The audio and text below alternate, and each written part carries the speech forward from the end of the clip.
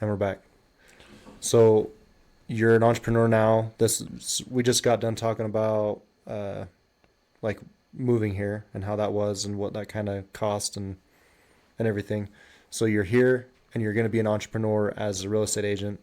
What was that like? Changing from a full-time job to entrepreneur. Yeah, so I had my first sale that June, July when I was trialing. After I got here and had been working for a couple months, I had no signs of getting another sale, which means no income for a real estate agent. Right. And I actually had another job offer that just kind of fell into my lap from some colleagues that I knew growing up. And when I was here for those couple months, I actually went flying with a friend of mine. So there was a girl that lived down the street. Her older brother was my best friend. I actually had a crush on her while I was a teenager. And we've just kind of stayed in contact otherwise, as friends, nothing else.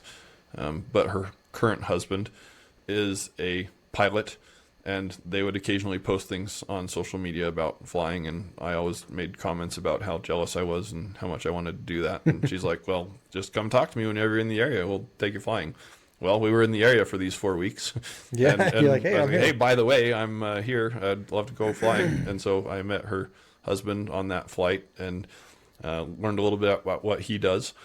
He's the pilot. They co-own a plane with someone else. And on that flight, we had talked about what he does, which he worked at Fidelity National Investments. And he'd mentioned that they were looking to hire, and if anything ever came of that, like, would I be interested in that? And I'm like, well, I think I'm coming to be a real estate agent, but absolutely love to hear about it if it ever comes to fruition, if it makes sense. And so after a couple of months of not making anything, getting any sales or even any sign of any sales with, how the market had taken that downturn with the interest rates going up, I got a call, I think it was towards the end of September, beginning of October probably. Like, hey, we're doing this position. Would you like to interview for it? And I said, hey, sure, we'll see. Yeah. I ended up getting that job and actually took a job with Fidelity. So came as a real estate agent, but 2 months in, with low prospects. Again, I sought inspiration from the Lord on that and felt like it was the right thing to do. That immediately got us a paycheck again. It was a contract position that was supposedly going to be 6 months and had the possibility to go longer. That helped ease a lot of stress because I was back to getting a regular paycheck. Fidelity is based out of, like, that office is in the Gateway up in Salt Lake City. Yeah. And so living in Fairview and working in downtown Salt Lake is kind of tough. People do it. I was blessed in that it was mostly a remote position. So I had to go up 3 days a month at the start. Oh, nice. And usually I'd go up Tuesday morning, stay at family in Utah County, Tuesday night, Wednesday night, and then come back Thursday after work. And then the rest of it I was able to do remote from my home in Fairview, which also made it easy to still dabble a little bit in real estate. I kept that business going. As much as I had work coming to me, I was able to do it in the off hours and other things. I now have firsthand knowledge of how hard it is to be a good real estate agent if you also have another job. Like, newsflash, it's really, really, really hard and nigh impossible. If someone's doing that, I would, if your real estate agent is not a full-time real estate agent, then I'm not saying you shouldn't use them, but you should definitely question what they're doing and why. And if they have the skill set that's really going to provide you the value that you need instead of just being someone who wants to slip in and take a big commission. Right. But so I had that job at Fidelity. That job is actually because I now had W-2 income, that's actually why I was able to buy a house, and actually two houses. Yeah. Okay. I had a really good lender. As a real estate agent, I have lots of lender contacts, and I reached out to almost all of them when it came time for me to get a loan and buy a house. And I ended up going with one that was really great because he helped me figure out how to buy two houses with the same income. That ended up being the one that I flipped, and I actually made more money flipping that one house than I did with almost all of my time working that other job at Fidelity. Yeah. So I ended up with Fidelity. They they said, yeah, we like you. Great. We're going to extend your contract, another, add another year to it, basically. And then that's when I was able to use that financing to get a loan and buy a house and move things along that way. After a few months, in fact, it was actually literally the day that I was buying the second house, which was the one up on Sealy Lane in Fairview. Mm-hmm. The day that I signed the papers for that, I got another phone call that said, hey, and this was in early May. They said, hey, by the way, we're actually going to cut your contract short. June 30th will be your last day. So Oh, wow. that was 6 or 7 weeks out. It wasn't like, we don't like you, you're fired. It was just, hey, we're actually going to end the contract here, just the way things are going. And that's one of the things they can do with contract work. Yeah. But that also meant that it's like, okay, we've been here for, roughly 9 months, or, maybe 6 or 7 by that time, 9 by the time my job ended. And we had to make a decision at that point of, okay, like, do I go and look for another job, or do I do real estate full time? Yeah. And like I said, we had secured that second house. And so we could now either decide to rent one or we could flip one. We had we had some big decisions to make then. And ultimately, again, the way it all landed made it pretty obvious to help us make those choices. And we ended up selling that other house. The same kinds of pricing tools and negotiation skills and, all the other things that make me a valuable realtor to others made me a really valuable realtor to myself. Right. At that time. And you got to keep your commission. Yeah. So I bought that house for $460,000. It was listed. It went on the market at $600,000. Wow. Which was too high. Yeah. They had a price drop to $570,000, which was still too high. Mm-hmm. They had another price drop to $525,000. So, by the way, if anyone's listening to me and wants to know about how to do real estate stuff, like, this is a story I tell all the time to all of my clients. This is really important why you don't price your home too high. It's better to price it right, or maybe even a little low. The market will fix that. You price it high, the market will fix that too. But it's a lot more painful and it takes a lot longer. Yeah. And nobody likes their real estate agent by the time it's done either, because somehow they got led to believe that they put that money in their pocket when they put it on the market at that price, thought they could get there, right? So they've already taken $75,000 in hits, and it's still not sold. I made an offer on this house because we had another house that we were making an offer on that we didn't like as much as that one. And we thought, you know what, like, we'll just put the offer out there. Like, we don't want to insult anyone or offend anyone, but if it makes sense to them, then, we could at least have the conversation. We can give them the opportunity to say no instead of if they might have said yes, And I called the real estate agent that was selling the house for them and basically explained my plight, like, hey, I don't want to offend your seller. I don't want to offend you. Like, this is just where we're at. And she gave me one of the most professional answers I've ever heard from any real estate agent. And that is, if there's interest, then make an offer and we'll figure it out from there. And so that is impressive. Yeah. And that's really good advice, by the way. For my negotiations, tactics, or styles, I firmly believe that you can't know if you don't ask. Yeah. And I guess there could be some things that, your probability gets higher and higher the more you lowball that it's not going to work out. But if you're in any kind of plausible, reasonable, even generally unreasonable range, if you don't have a conversation, then who knows? Yeah, it's never going to happen. So I look at it a lot like driving. Like, everyone seems to take offense when you pass somebody, and they're like, "Well, why did they pass me? Because it was me intentionally." And that, how like, personally can you take it, right? A personal attack on them. Well, or if you honk the horn, it's like it's a personal attack on them. It's like, hey, I'm just letting you know I'm here. Well, and this seller built his house, especially people who've put a lot into their house. It's worth the most to them, for sure. Unfortunately, the market doesn't usually see it the same way that the seller does. Yeah, especially on those kind of things. And again, I don't know the situation of how they came up with their price to get there, but by this time it was for sale for $525, and I made an offer at $460 because that was basically what I would have been, that amount of money plus what I had to do to finish their basement, and like that's what my budget was. And to my surprise, I got a call back from the realtor the day or two later that basically said, hey, you know what? Like, we actually just got another full price offer. So listed at 525, they got an offer at 525, they got my offer at 460. Well, the 525 offer is contingent on selling another house. And I didn't know at the time, but the sellers were going through a divorce scenario. And so they were in a situation where they needed to move. And the way that the agent presented that to me was, you know, they want to move quicker. And so they like your offer. They want to move with you because you don't have the contingency, even though it's way, way, way less.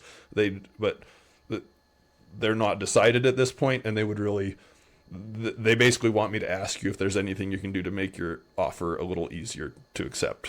Mm-hmm. And I was very honest with the other agent. I said, you know what, like, really, we're already capped out at our budget for what we can do. And if anything, like, we'll come in and do an inspection, and if we find stuff, then we might be trying to lower our offer at that point. That's really what's more realistic, yeah. Than us being able to up it. So if they can sell it to the other folks for asking price, absolutely they should do that. Yeah. That's what I would do if I was them. And we by no means are going to have our feelings hurt by not having our lowball offer accepted. We understand they need to do what's best for them. And that's really what this is always about, right? Is people being able to do what's best for them. Mm-hmm. Well, 2 hours later, she called me back and said, check your email, we're under contract. And I was like, what? Serious? Like, oh my gosh. Like, okay, we got it at 460 when there was another offer for 525. Yeah. And I'm certain that a lot of that is because it was on the market for that long. But ultimately, so we know there's buyers out there for 525. We already feel like you should never count your chickens before they hatch, because you never know what the market's going to do or how things could change. But it really felt like, you know what, like, we just got $65,000 of equity, if nothing else, with this. So we'll see where things go. And then we ended up, as the way the market went through the summer, which is, when things are the hottest, generally speaking, in real estate, we ended up, I put about $20,000 into the house. Just to turn it into what we call in the industry a cream puff. Like, we just want to make it perfect. We repainted everything, took care of all the dings, finished the garage, painted that. There were some roof issues that we repaired those. We replaced one of the appliances that was in rough shape from, I have 7 kids myself, and I know what kids do to houses. Things. And it so only takes one. You don't have to have 7. Yeah, right. And so we just made the house in really great condition.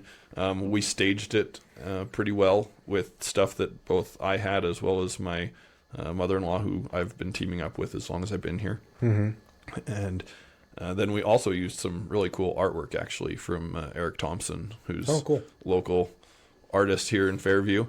And we staged with a lot of his artwork. And so it was just absolutely gorgeous. And we had it multiple offers in the first couple days on the market. And we actually, one of my other realtor friends that I really respect, she's like, well, you should probably list it at 550. And I'm like, well, no, I don't want to be one of those realtors that lists things for too high. So we're going to list it at 525. And then a month later, when we actually got around to listing it, I did that same type of analysis again. I'm like, holy cow. Like, she was right. Like, the market, at least now, like, the market would support 550 for this thing. And so we put it on the market at 550, had it on multiple offers and within the first few days, and ended up selling it to the one that made the most sense. They came back after their inspection and said, actually, we would like you to take $400 off of the price so that we could reseal around this door. Like, oh, come on. Yeah, it's like, why are we even having the conversation? Do you want me to give you the cash now, or how do you want it? You want to just have it fixed before you move in? Yeah, exactly. So, and those are things that you negotiate, but we bought it at 460 and we sold it at 550 literally within less than 3 months later. Sweet. And there were a number of other, like I mentioned, we put 20 grand into it, so we didn't profit 90. We had some other related transaction costs and things from selling and stuff that comes, but I made more money on that one deal than I did in all the time from working that other job before. And I'd done several other smaller deals in the meantime. So I think I'd closed 6 or 7 transactions by the time I finished my Fidelity position. And after that hot summer, if you will, I then had another 9-month period where I didn't have any more sales. Okay. And so we had made a lot of money, and it feels good to make $60,000 in 1 month. Yeah. But when it averages out over 9, it's not then quite the right. It's exciting. It was livable, but not near as exciting. And you're like, okay, and do I have another one of those coming? No, I don't have another one of those on the horizon. What's it going to be? What's it going to look like? Yeah. And we actually, as we went into, so I guess this would have been coming into the beginning of 2024, and still feeling the dearth. Basically having conversations with my wife of, how long can we go before we decide that I need to go look for another engineering job, which would probably mean moving out of Sanpete, which is not what we want to do. Or traveling for work. Or travel. Yeah. Well, we definitely don't want to do that either. We've lost a lot of time for that. And some people do it. That's good for them. It's hard on my wife for me to be gone that much. So we probably would have moved. I learned some other programs, I've always been doing continuing education the whole time. I have a general philosophy in anything I do in life that if a best practice exists, you should learn that first. And then if you have ways to improve upon it or modify situationally, then great, but don't reinvent the wheel. Yeah. Start with a great existing one, and if you can find a way to do better, then work it that way. So I did the same thing with real estate. I have like 10 different designations and certifications that they have these classes that are designed to teach you what the best way to do it is. You're obviously left to implement it yourself. So I have, a bunch of, if you see my business card, it's got lots of letters after my name that probably don't mean anything to anyone except me and maybe 1 or 2 other realtors that might know what they mean. But even most realtors don't know. The point is that I'm doing those things to continuously try and improve. Well, I founded upon a business model in early 2024 that really made a difference for me. And I got into this business with the belief that I wouldn't need to hunt for business and ask people if they want to buy or sell a house. I still don't have that conversation. But this is it was basically how to develop relationships. And so, which is really what good sales is. Exactly. Hands down for anyone who knows that, right? And as I started to implement those practices and seeing people face to face, making phone calls to talk about things that build relationships and take an interest in people, not calling them to ask them if they know anyone who wants to buy or sell a house. Fastest turnoff ever, in case you didn't know that. Yeah. I knew that long before I ever got into the industry. Like to help people, but I'll let them come to me is generally how I like to work that way. The other thing that I've done that kind of came as part of that is I've chosen to get involved in the community in as many ways as I can. And I'm doing that in ways that appeal to my passions otherwise. So even right off the bat, when I first moved here, I started getting involved with, I thought, I should start like this cool cycling group or people, start a Facebook group that gets people together that are interested in cycling. In Arizona, the Phoenix area, there was a group that was, I joined it when it was 10,000 strong and it became 20,000 strong. By the time I moved out of Arizona, of, people who were doing just buy-sell trade stuff of I'll call it triathlon stuff, swim, bike, run. But it was really like 95% bike and maybe like 4% run and 1% swim, if that. Right. But big cycling community. So, I'm going to dive into this. Well, I jump on Facebook and do a little bit of searching and figure out, well, there's already this group called Cycle Sanpete. And I didn't know that they had actually only started like a couple months before. They had such good marketing and stuff on their website and everything else, their Facebook page, that it looked like they'd been going for a long time. And so like, okay, well, how can I jump on and be a part of this? Yeah. Got to know Jill Colby really well, who's the founder. And I worked with her to kind of start establishing, like, how can I get involved? What are some things I can do to help? I went to a bunch of board meetings, and we talked about, this crazy dream of having a bike trail that would go from Fairview, like, down to, all the way through the county down to Axtell or something like that. 3 years later, we now have the first segment of that trail is complete. Just a few weeks ago, we had the ribbon cutting for the section of trail that goes from South Mount Pleasant down into Spring City. And so we've kind of got about what I'd say is 10% of that trail in, but in the time that I've been working with Cycle Sanpete, they got a $750,000 feasibility grant to investigate, the logistics of that trail and could it make sense and what kinds of things could happen. They've got another $1 million grant for doing similar active transportation types of things in Ephraim around Snow College, where they have a lot of students that don't have cars. And it's they have services that drive students to Walmart in Ephraim, and so there's got to be better ways to do this. Yeah. And so Cycle Sanpete has that passion. I've teamed up with them where I can, at this point, probably the biggest thing that I've done that has some sort of impact is I came up with a program that we basically sponsored bike rides. So I love local business and small business, and the Mount Pleasant Mercantile is a few blocks from my house, and they have their cold scoop ice cream shop, a little teeny tiny place that ice cream takes up most of it, and they've got a few other cute knickknacks, things that you can buy, mercantile type items, and it's just this cutest little shop. And it's like, I'd love to take my kids there for ice cream. And so I worked with the owner of that business and with Jill to basically set up a program that, I gave them $500, and then Jill worked her magic and went all over social media and said, hey, you ride your bike to the Mount Pleasant Mercantile and you can get a free small scoop of ice cream or a single scoop of ice cream.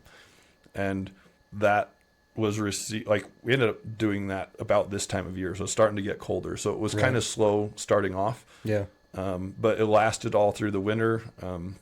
Every once in a while, people would, even in the wintertime, ride over, go and get a scoop of ice cream, and then once things warmed up, it just went crazy, and then the rest of that money disappeared really quick.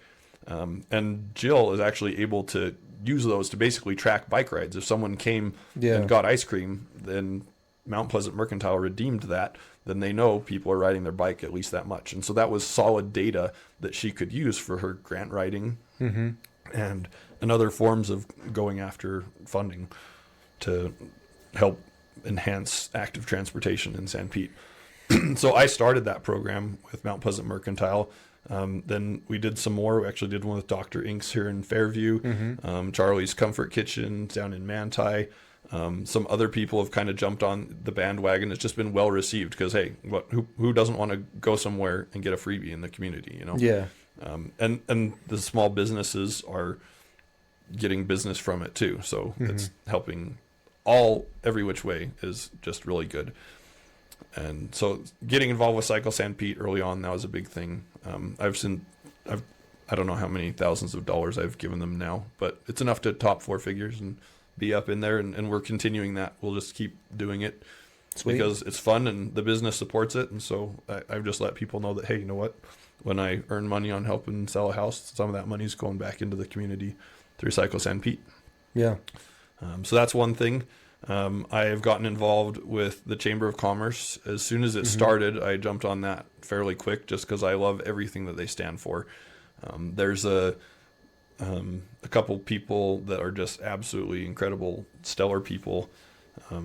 Phelan Warnick is the president. Shauna Watts. I've had Shauna on. She's great. Stephanie Hardy, who helped out with a lot of that. Chad and Mindy Hardy with Accurate Mobile Mixed Concrete. I mean, there's a bunch of great folks there that have really chipped in to get this started. Soap Creek Manufacturing has been a big contributor to that, and I've had 2 kids that can actually go somewhere in Sanpete and get $14 an hour, working at a company that is working to support local. Yeah. And everything that they stand for. I jumped into the chamber as quick as I could. Cool. And I'm currently an ambassador with the chamber because I love talking about how wonderful they are. And so I go and I talk to other businesses and tell them how wonderful the chamber is. And usually I'm wearing my work clothes because I'm doing that in between other stops and appointments. And so it's also ended up creating another form of networking for me. So it serves me and it serves them. And in reality, all business transactions should be win-win for both sides, right? Yeah, totally. So the networking side of that has been really great. I also sponsor the farmers market here in Fairview. Everything that Heidi Hodgson has done. We moved into Fairview just a few months after she did. Yeah. We walked to TC's to get ice cream, my wife and I, for a date one Friday night. And when we were walking back, they had the pile of limbs for their hugelkultur garden that they were starting to develop 3 years ago, and just said, "Hey, can we help?" "No, we got this." I'm like, "Sure you do, but like, but I want to. We can help too. Like, we're your neighbors down the street, and it'll give us an excuse to talk to you. Well, we can help you." "Well, fine, okay, sure." We've been great friends with Heidi and Cody ever since. And just seeing everything that Heidi has done for the community, strong supporter for her for city council, and everything that she's already been doing with the community and that she will continue to do regardless of whether or not she gets elected. Just wonderful people around the community like that we've gotten involved with. She started the farmers market, and when they said, "Hey, in fact, I think they came out and said, 'Hey, do people want to sponsor this?' Because I had a conversation with her to say, 'Hey, you know what? I'd be happy to sponsor this. Like, I give $500 to Cycle Sanpete a few times a year, and the farmers market's another absolutely awesome thing. We'd love to help." They made that public, and now they got lots of people stepping in to give them more resources. Katie Crawley's doing a fantastic job with that right now, and things just continue to grow as we have great community members that put into things. The farmers market with Heidi is like what her dream of it would be phenomenal. Locally sourced food of all variety for people to buy locally. Yeah, well, and it continues to grow, right? Yeah. So everything's got humble beginnings, and it just keeps growing one bit at a time. Yeah, I'm just a real big proponent of like locally grown. I want my beef from Sanpete. I want my vegetables from Sanpete. I want my well, and the Mardell family as well, right? Yeah. I mean, they own Corner Station in Delhi, which provided the venue for that. You can go into their store and buy local meats and vegetables from local Canyon bread. Farms, local bread. I think Emily Sadler, Rooted Emily, is like she's doing all of that stuff with things from around here. So we've got tons of people doing it. We just need to make sure we keep supporting them. So every opportunity we get, and it's not like it's painful either. I mean, have you ever had any of their bread? Like, oh, it's rough. It's real rough. The things that you suffer through to support local, Morgan. Exactly. I'm proud of you for being willing to make those sacrifices. It's hard, but someone needs to be doing it. Yeah, someone's got to do it. Sign me up for another 3 loaves. Yeah. But so the farmers market, I've also gotten involved with search and rescue. So the guy that sold me my bright yellow truck, so he's the same guy that I was on that first flight with that told me about Fidelity. Oh yeah, that's the husband of my childhood friend. He sold me that truck when he was off. I bought that truck for $3,000. Dang. And he's like, I know, like, I could go sell it anywhere else and get a lot more money, but like, if you could use it, that's awesome. It's got problems and you're going to run into more. And I don't want like this to ruin our relationship. So I'll fix X, Y, and Z for this price. You can take it for this price as is. We worked something out in the middle, and I've put plenty more into it since I got it. Having a yellow truck, everyone who knew me knew when I was driving by. I see it all the time up north. I have since plastered my name all over it because someone on social media managed to sell me into a wrap kit. And I don't know how much business I have or haven't gotten from that, but I can tell you I've started driving much better since then. Because everyone recognizes who you are. Oh yeah. It's like, you know what? Like, I remember when I was driving up to get all the stickers put on, and I was stuck behind someone on 89 that was driving like 5 or 10 under the speed limit. And when I pass people, like, I hope I never become one of those stories on the Facebook groups, but when I pass people on a 2-lane road like that, like, I'm pedal to the metal until I'm back over in my lane, because I'm deathly scared of something coming around the corner, or something that I don't see, head-on collision. You know, like, that's Highway 6, the highway of death. You know, I've witnessed some of those things, and so it's like, no, that's just what I do. But I remember as I was passing that car, and I think I got up to like 80 miles an hour when I was, which I know sometimes that's just how fast people drive on that road, but for me that was a thing, and I just remember thinking, from here on out, you just need to plan an extra 10 or 15 minutes anytime you want to go somewhere, especially if there's of any kind of distance, because you can't do that. So I drive well. I thought about actually putting another sticker on the back of my truck that says $5 reward for reporting bad driving. So if nothing else, they could just call me and I could be like, oh yeah, like, oh my gosh, I'll make sure to take care of this right away. That bad driver, you know, maybe may or may not be willing to tell them that, yeah, that's me. I own my driving, obviously, but it's helped me be better. And now I actually had when I was at Sand Hollow last weekend for a search and rescue conference. Oh, cool. And they do that once a year, that all the search and rescue groups from Utah gather in a few different places 3 times a year. We actually hosted the winter one here in Sanpete this last February. Sweet. And then there's one that's always at Fish Lake in June. And then this one that's at Sand Hollow that was just last weekend. And I was out on a side-by-side situation where we're, you know, simulating a scenario, if you will, mass casualty scenario. And I got a phone call from one of my clients that I've been working on a big development project with. And I was like, oh, I better take this call to see what's going on, maybe as an update, you know. And he's like, hey, are you at Sand Hollow?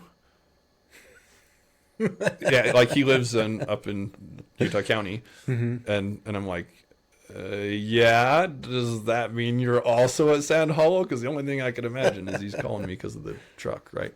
So yeah, I have a big bright truck that goes that way. Back to, I don't know, networking. But the guy that sold me the truck had search and rescue decals on it when he sold it to me, because that's what he kind of used it for. And he took most of them off, but left one in the window. And then at one of the functions I was at, someone jumped up, and I think it was a community choir event, and someone in the choir is like, I need to know who has the truck with search and rescue decals. And I'm like, me. Raise my hand kind of sheepishly. He's like, are you doing search and rescue? You're like, you're not doing search and rescue. I'm doing search and rescue, and I don't know who you are, but you need to be doing search and rescue. I'm like, well, yeah, it's kind of been a dream, something I've wanted to do. And he's like, well, now's the time. You've already got the vehicle. You've already got the stickers. This is where you show up on Wednesday at this time. And ever since then, I've been going to the training meetings, both for the regular, you know, search and rescue at large groups that we have Wednesdays at usually the sheriff's office, unless we're doing other trainings. And then I'm also a part of the high angle ropes rescue team. Oh, cool. Those we're doing every other Monday all throughout the year, sometimes indoors in the colder weather, but we have some places out near Maple Canyon that we do a lot of training on the rocks and on the mountains out there for those. Sweet.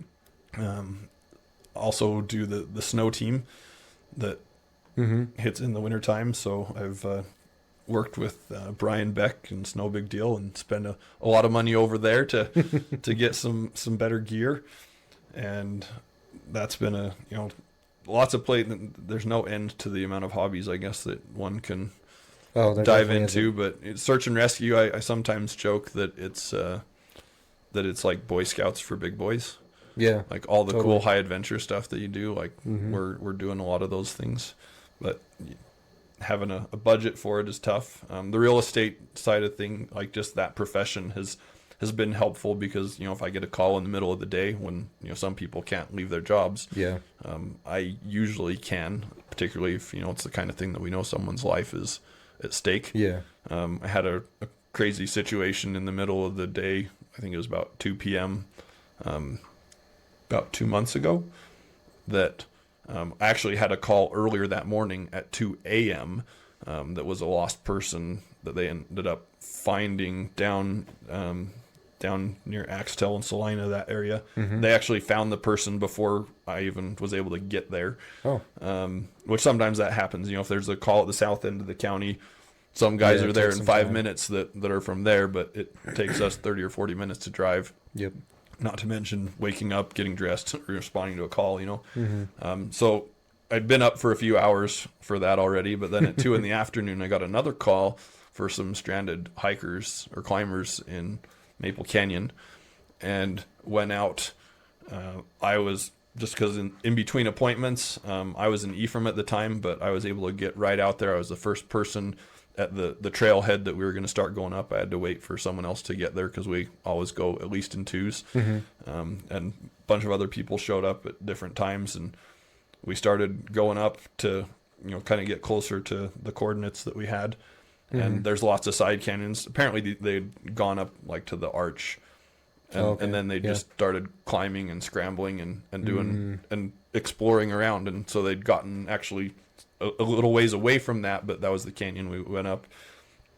We split up a little bit as we started hearing the voices of the reporting person. She's like, "Yeah, I'm over here." And it's like, you can't hear through the canyon walls. Is that canyon, canyon, or that canyon? Someone went up number 1, I went up number 2, and some other guys went up number 3, and I ended up making contact with that person at number 2, and her name was Leah, which is a little bit uncommon of a name. Yeah, I'm like, I know that uncommon name, and you look familiar. Like, she was at the same time that I was thinking through this. Another guy picks up on the radio. That's right. Keep going. And he says, Pickle Nielsen, Kerry Nielsen, he is like Mr. Search and Rescue, been doing EMS things for years and years and years. Our goal normally is to get on scene before he's got everything already taken care of. But so he was in the third canyon and radio picks up the radio and is like, I've made contact with the main patient or victim, whatever we're calling her at this time. It's like, her name is Eliza Kasperson. And I'm like, what? Like, serious? Like, what the heck's going on, Yeah. And then I was like, yeah, Leah. Like, she'd been in my house once. Like, I'd met her once before, and the name, kind of stuck with me. But so ultimately they ended up getting helicoptered off the mountain. Wow. Which made for some really cool footage that I could share with you. And DPS ended up sharing their side of it with blurred faces and everything else. Yeah. But I hope I'm not violating any license by telling the names of the people, but it was like I'm sitting at the top of a cliff, just gotten harnessed up to go around a sketchy area when I got across the radio that it was my daughter, and I'm like, okay, I just need to stop. Like, my heart starts racing, and then I know that, like, I've heard stories of, people that do more than they should because it gets personal now, right? Uh-huh. And I had a couple of great leaders that yelled at me within the first 45 seconds, "Get him away from that edge right now!" And we ended up climbing down and going up a different way and getting there. But yeah, she got hoisted out of a helicopter. It's kind of funny because this was actually like the week after the Fish Lake training where we did all kinds of helicopter stuff. So it was kind of fresh. Well, that helicopters we end up doing a lot, so it was pretty fresh regardless. But they make these conferences family friendly because they know they're taking people away from their families enough as it is, so it'll make the conference family friendly. That's why they have it at a cool place. There's lots of other things to do. My second oldest daughter, Rachel, had been hanging out with me at everything on all of these trainings, including lots of helicopter stuff, and she was trying to find any way that she could to get on a helicopter and go for a ride, and it just didn't work out for that training. And she was kind of livid, actually, then when 4 days later her older sister is being somewhat irresponsible and not only gets to ride in a helicopter but literally gets hoisted up off of the cliff. So she's dangling 50 or 60 feet below the helicopter. What do they use? Do they harness and then, like, do they put her in a harness? Yeah, they have a harness that they wrap around her and secure her in the harness, and then secure that to the hoist line. Usually in this case as well, like they have another attendant that they lower the attendant to get Yeah. her in the harness, and then they clip both of them to the hoist line so that she Gotcha. can stay with them while they lift them up. And sometimes they'll just lift them up and put them in the helicopter, but a lot of times they'll just lift them up, get them closer to the helicopter to where they can then go fly out. Fly out and then drop them off somewhere else. Yeah. I was just wondering because in the military, I've been on the jungle penetrator a couple times, There you go. and so I'm like, is that what they did? Because I mean, the thing about the jungle penetrator that blew me away was it was just like, it's just a hook, that's all. It's just like a 4-piece hook that they just drop on the ground, and then you just sit on it, and then there's one loose strap that goes around you, and they're like, okay, So we're hoisting you in the helicopter. They actually do have one of those, and in one of the Fish Lake trainings, they kind of showed how they use that, because we have a lot of the time we have a few different agencies that we work with. So DPS is usually the ones that are willing to do the most unusual circumstances. Like there's a lot of things where Life Flight or Classic Air Med will come in, we can't fly in that weather. Yeah. Or like the they're terrain bound or by something. certain things and certain rules that they have, just the way the government regulations are. Well, DPS is a different division of government, and so Yeah. they pretty much get to make their own rules. We had a snow rescue last year where one of the people, like, we were attending to someone that had gotten hurt on a snowmobile, and we snowmobiled into them. We also have a big snowcat that drove in, and we were then going to load them into the snowcat because the Life Flight said we can't fly in that weather. Yeah. And we got there, we loaded the person in the snowcat, and as the snowcat was driving back up the hill to Skyline Drive, we see the helicopter coming in, and we're like, oh, DPS. and they ended up landing there right on top of Skyline Drive, and they were able to move the patient significantly faster than which they don't take them to the hospital, but they could take them back to the parking lot where the ambulance was waiting. Yeah, exactly. And for them, that's a matter of 5 minutes, where it would have taken an hour for the snowcat that runs at a astounding 8 miles an hour. So yeah, all kinds of good experiences there. But yeah, good fun with search and rescue, and I've actually had a few different search and rescue people that, again, like developing those relationships. I've had a few of them ask me about selling property. I have one property for sale right now, actually, for Pickle, the guy that was the first one to find my daughter, and they're selling their house in Ephraim. So great. Yeah, and really, the more that I've found, a lot of people asked how I'm as successful as I am, only being 3 years in the industry. And one of the first things that I usually throw out there is that I'm just pretending to learn how to be an extrovert, because I don't go after that, especially, in terms of a sales thing. Like, I never wanted to be that guy. But when you do what you do well, and I do all of my business by referral. I say all. I do some things that I'm working. If it's not referral, it's sphere of influence. It kind of started with sphere of influence, and when I'm volunteering in the cycling community, and I'm volunteering working with people in the farmers market, or the Chamber of Commerce, or search and rescue. Those are kind of the big four, I guess, that I'm in. Like, all of those things expanded my circle. I guess I know some people through church as well. So that expands the sphere of influence. But working in those spaces, people learn what you do. I don't usually bring up real estate as most of my conversations, because nobody wants to hear it. But when someone has a need, I have since learned that, obviously I'm doing this for a living now. I understand how complex it is.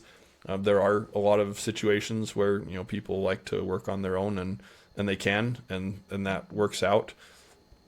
I found that, and sometimes that works out really, really well, especially if things don't have other complex issues that could make things a little tougher for a sale, or, boundary agreements, or encumbrances on property, lots of other things that we get training to learn how to deal with. But if none of those things apply, then, it might work out easier. Right. I've had other things where, people have done successful transactions well, and they feel like, I got everything I was looking for, and I didn't have to pay a real estate agent, and feel great about it. Which, good for, however, like, I'm not out to tell someone that they should or shouldn't do it that way. I have seen other circumstances where, the pilot guy, I helped him buy a piece of land that was up on Sealy Lane that was for sale by owner, and I realized it was significantly underpriced, and and I ended up helping him buy it for over asking price, which the seller was thrilled about. It was a family property that someone had deceased, and so the kids were sharing the money, and they didn't want to use realtors. I helped them with all of the paperwork. I will throw out here, this is one thing that makes me a little bit different than other realtors. I don't believe in representing both sides of the transaction. So a lot of times if there's only one realtor involved, they will engage in what is called limited agency, and that's where they somewhat represent both sides. So they're helping the buyer and the seller. As an agent, we have 6 fiduciary duties, which anywhere from obedience, loyalty, disclosure, reasonable care, accountability, confidentiality. And when you serve both sides, some of those things have to be sacrificed. And those are really some of the biggest reasons why you would hire an agent. You want to bring someone with expertise in this field and add that to your team. And so you could do it on your own, or you could bring an expert in that does it all the time and knows all of the nuances and opportunities or things to be aware of, and bring that in. That's one of the key benefits of having an agent. But then if your agent is now helping the other side too, then how can they be completely loyal to both sides? Right. Yeah. How can they have confidentiality to both sides? How can, these fiduciary duties that are the biggest reasons that you have an agent, and using their professional skills just for you, they can't do that if they're representing both sides. They have to be a fair partner in the middle. They kind of run from facilitator. And so we have all kinds of analogies that we use for this, not the least of which is calling someone a double agent. But if you're in a boxing ring and you have someone in your corner, if your coach decides, I'm actually going to become the referee in the middle, he can't give you the same benefits that he can as a coach. And so I don't work that way.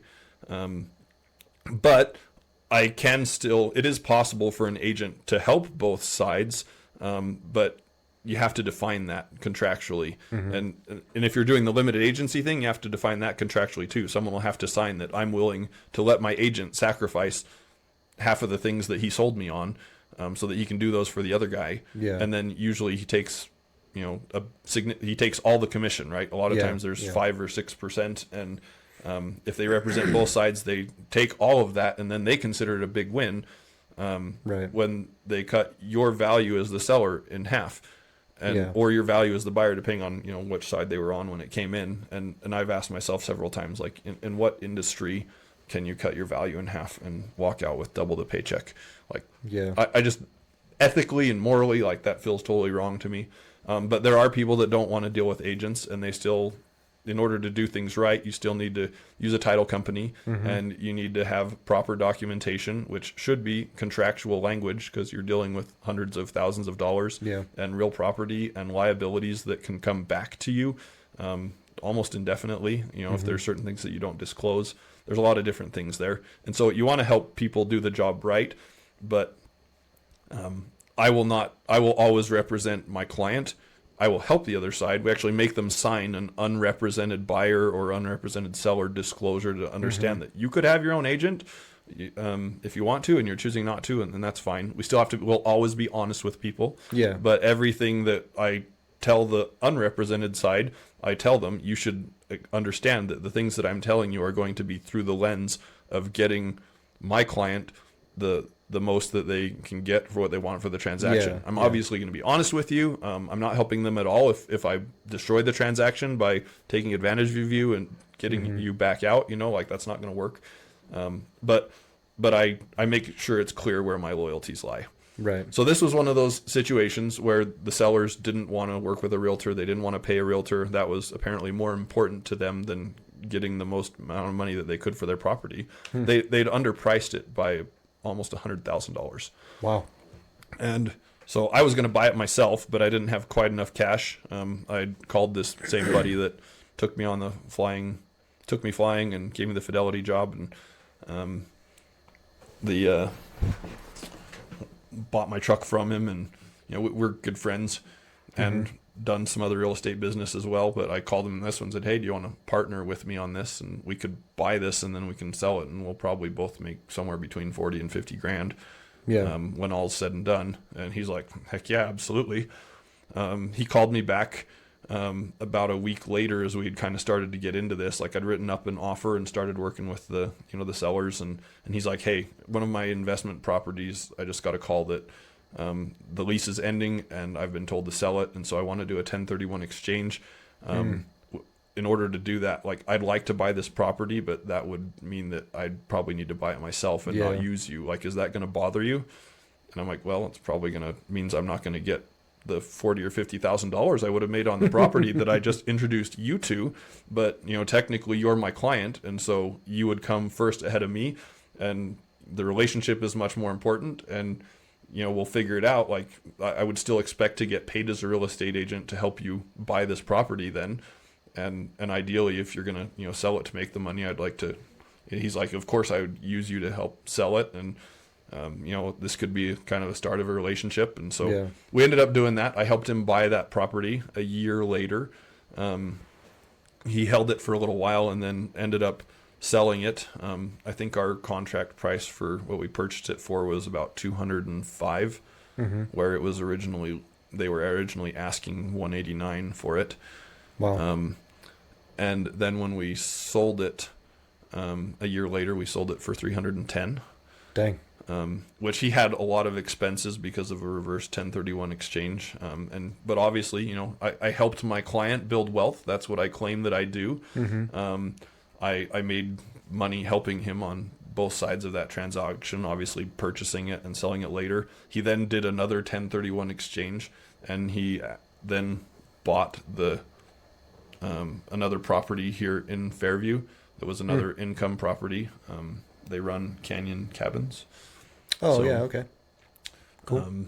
So that was another situation that lessons learned in how you pick your real estate agent. Yeah. The people that were selling that property, I think you know them. They had a conversation with a family member that said, like, we're looking to sell this piece of property. Like, would it be better for us to use a local agent, or should we use, someone, use you as our family member? And of course that agent said, of course you should use your family. Like, and I don't necessarily think it's wrong to use your family, but just make sure that you know what value you're getting, because I think real estate agents have a bad rap because from the outside, it looks like you're just going for easy money, lots of money and very little work. You learn, and I've been in transactions that was the case. Yeah, it absolutely does totally happen. Happens. It does for sure. They all balance out somewhere, and in reality, I mean, in some places, like, how much work are they putting into a given transaction? And in this case, that person wasn't local. They knew the people, obviously, and they could do a market analysis on it and stick a price tag on it and throw it on the MLS. But there are a lot of questions they didn't know how to answer. They weren't doing a whole lot of things from an investing standpoint. It was just kind of a stick it up there and hope someone comes and finds it. Well, I brought 3 different buyers to that property over the time that I did it, and I was a little bit miffed because I'd talked to the seller before, and he'd actually talked to me about selling it. And then when I saw that he'd listed it with someone else, I was like, what? And then I learned that it was his sister, and it's like, I can totally understand that. Like, not going to feel too bad about that. I'll bring you a buyer. And I ended up bringing him 2 or 3. Ultimately got one that ended up being the right thing for. Sweet. And that worked out. So I still have that business relationship. I probably haven't earned quite as much money as I would have just on that one flip, but I get referrals, and I've continued to build my business by providing service to others in a way that is, in most cases, it's pretty obvious that I'm working for them first. Yeah. And that's really the only way to do this business. I know most people have had a situation where they feel like their real estate agent had a different interest. They asked them to sign something. Right. They felt like that there was some urgency to do something faster because they needed a commission sooner to pay a bill or something. Right. And those things shouldn't exist in the industry at Yeah. all.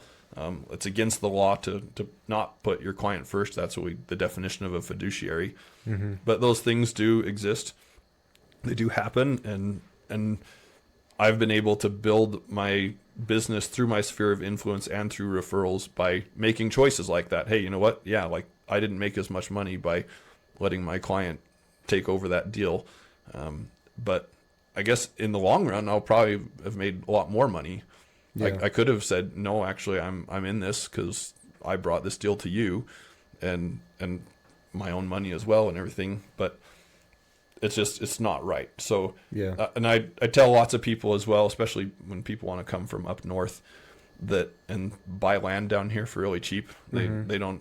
Lots of people don't understand that they would really just be ending up with a glorified camping spot because they couldn't build on it or don't have water. Yeah, there's so many things that are catches like that. There are so with many property things around about here. property in Sanpete that people who are working in an established, developed place like Utah County or Salt Lake County, that they don't understand how to deal with raw land, Yeah. or what the water requirements are, or what our county's building requirements are, and a lot of times they have their family agent that also doesn't understand Yep. those things, and they help them buy a piece of property down here, and then they realize that those 5 acres that they got for $50,000 that seemed too good to be true kind of was too good to be true. You're not going to build on that for a while, so yeah, that kind of stuff. So I've done well by being honest first and helping people understand that their needs come before my needs.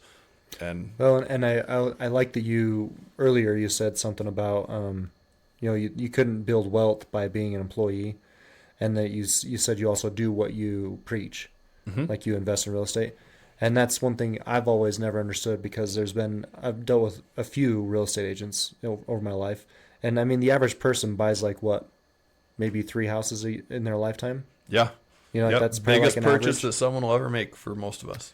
Yeah, and so, like in a small town area, you're a real estate agent.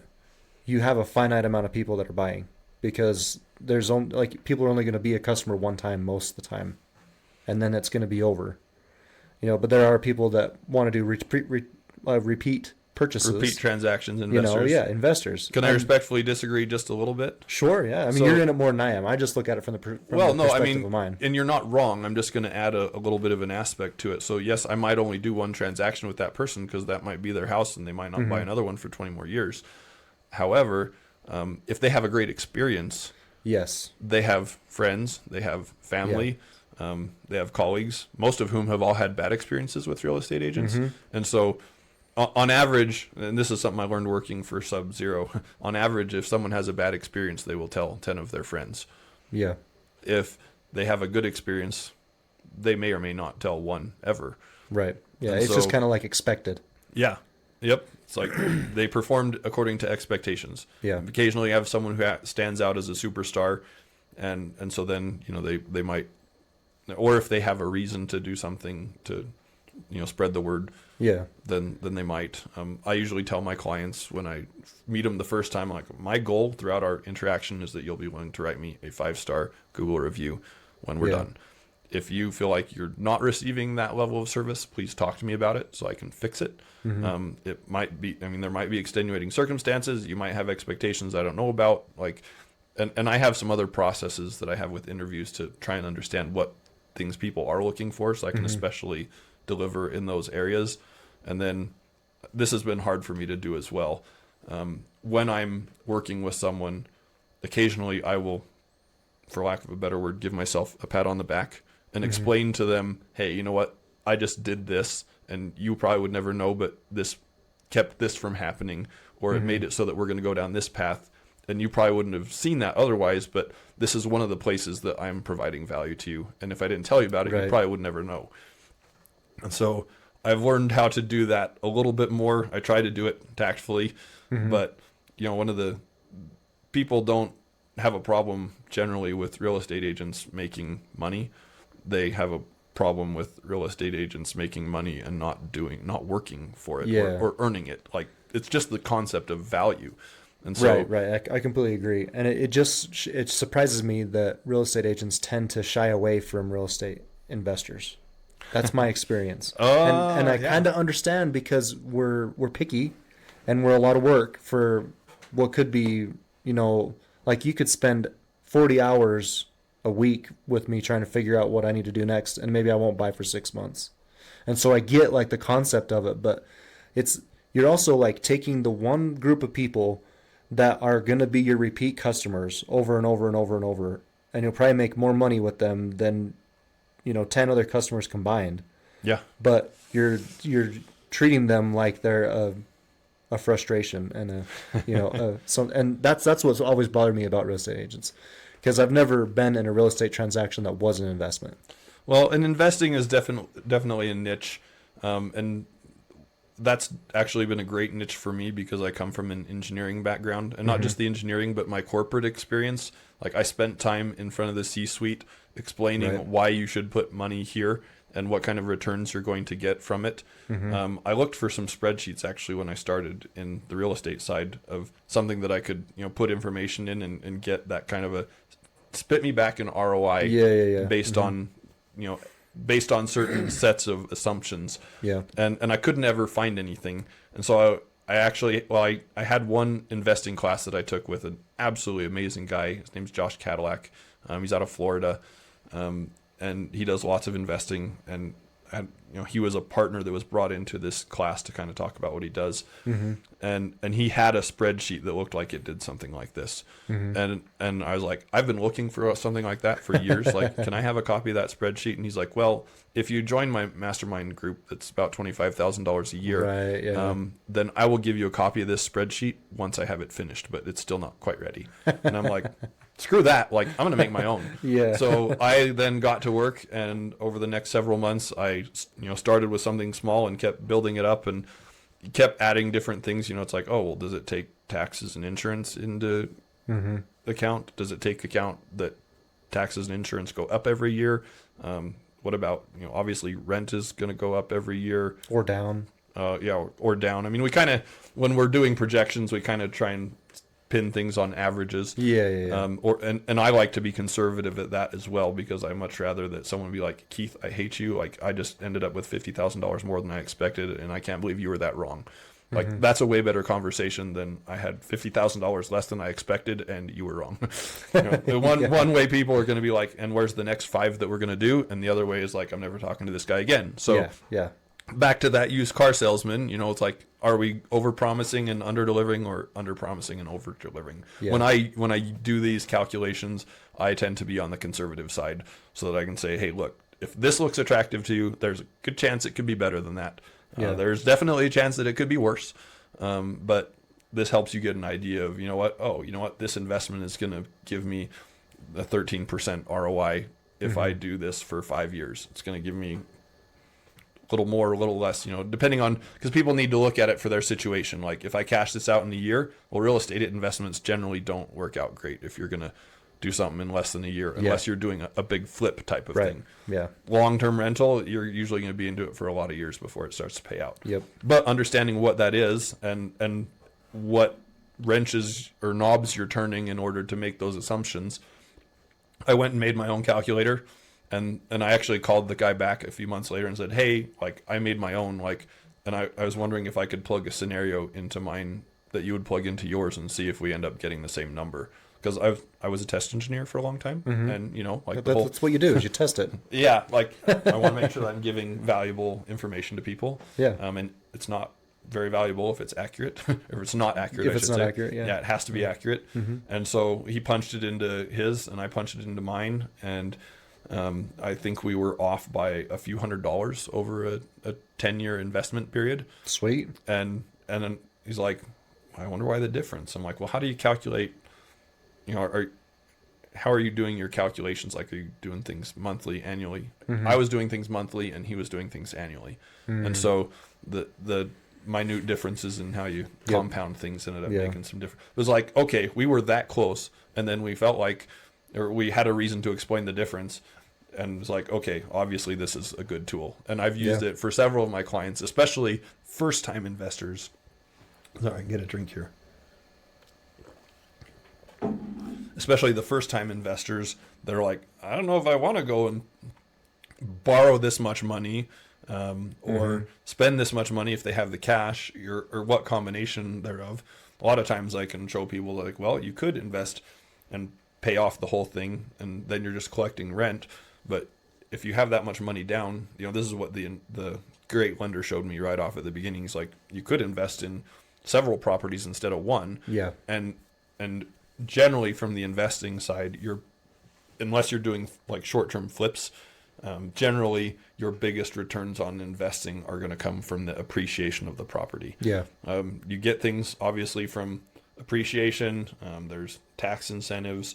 You're building up the principal, obviously, as people pay rent. You're getting cash flows. Yeah. There's so many ways that real estate is a great investment. But being able to put all of those things together and say, well, this is what it's going to look like for me has been a really valuable tool that I've made. Yeah, that's for my something I learned clients. quick was in real estate is like you're wasting cash by putting it into a property. And so like you do the least you can to make it functional and make the money that you agree is valuable. Whether that's like negative $100 a month or positive $200 a month, whatever it is, you spend the least amount of cash you can on that so that you can spend the rest of the cash on another property. Yeah. Because and you just hold the debt. Generally speaking, and that explains why a lot of landlords are kind of slow to repair certain things, or they're not gonna, because they're kind of spread out. And they're not usually coming in and doing the most elaborate remodels. It's like, okay, what's the minimum I can get by with and still collect my monthly rent? Well, but part of that too is renters are not always they don't always have the same skin in the game. Yeah, a lot of people don't take care of the stuff they're renting. So in my thought process was always like, do I do something durable. Let them destroy something expensive or let them destroy something that's less expensive? And I would go with like a middle ground because I wanted something that was durable and long lasting. And so I would try and find that, like, I'm going to spend just a little bit more to get this specific thing because it's going to last even to the abuse. Yep. But because if you go cheap, it's like you're going to be changing out every year. So you got to find that like middle ground of like luxury LVP versus flooring is what's going into everything nowadays. Right. Like you can spill on it, you can bring dirt on it, you can have dog dogs can on pee it. on it. Yep. Like yeah. That's another thing that I think is a great untapped opportunity for investment properties around here. Like most places are not pet friendly, and so but you could actually charge an extra $100 to $200 a month. Yeah.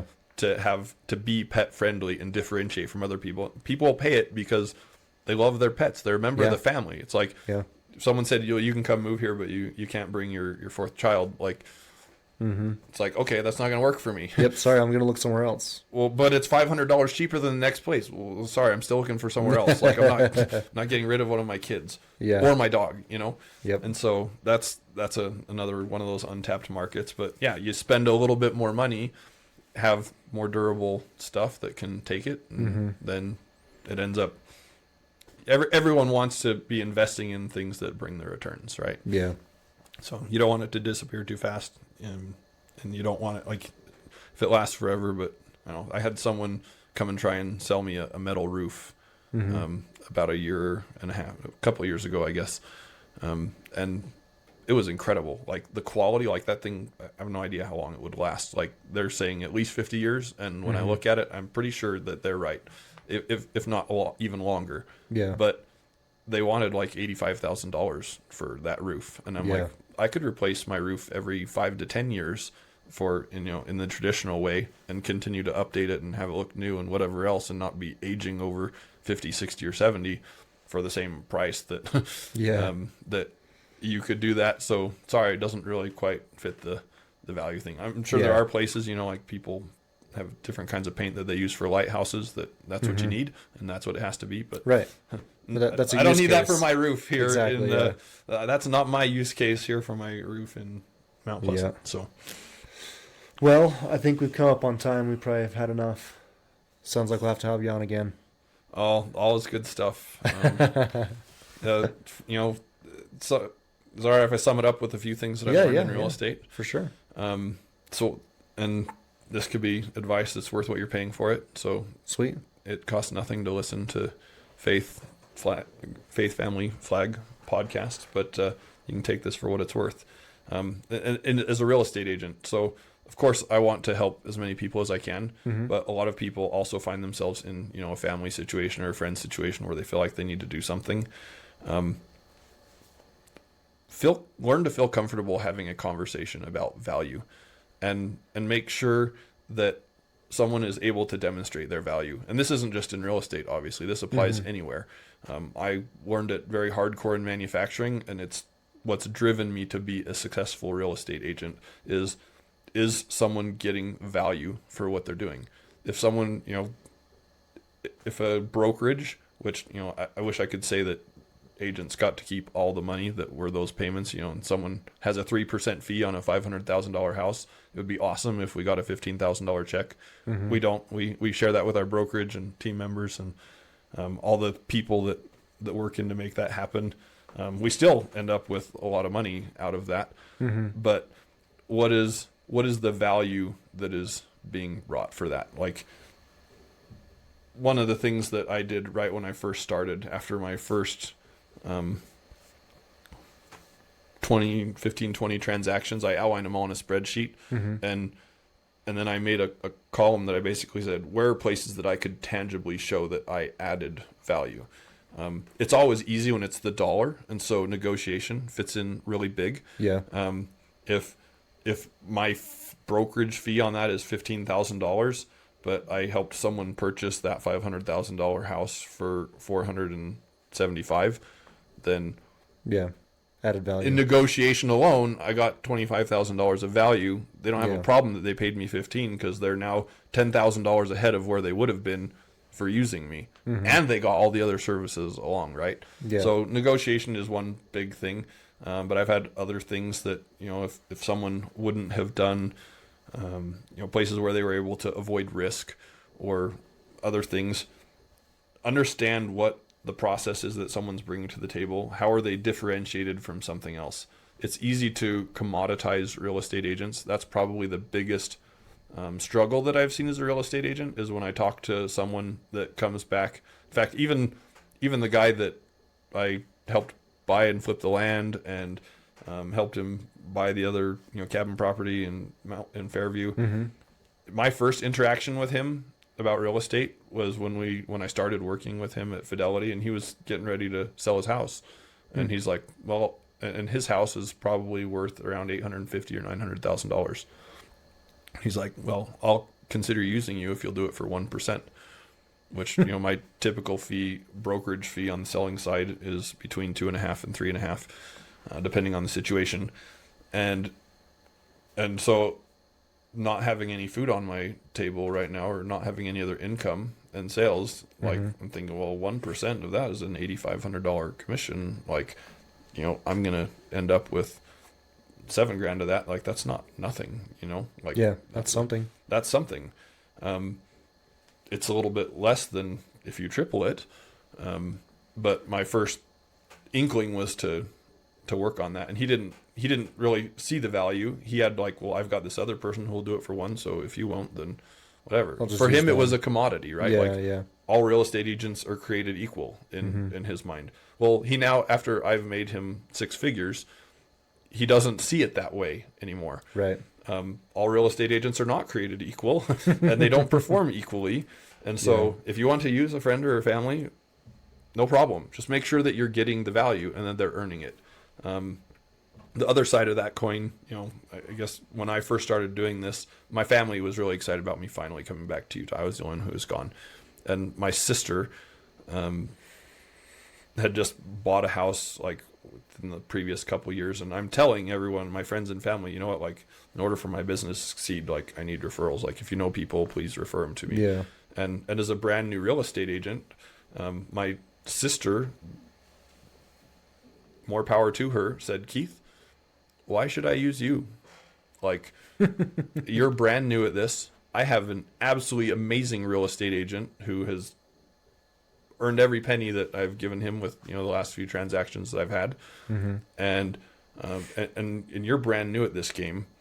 Like, why, and why would I refer you to, or my friends to you, instead of to this other guy who's this seasoned expert. Yeah.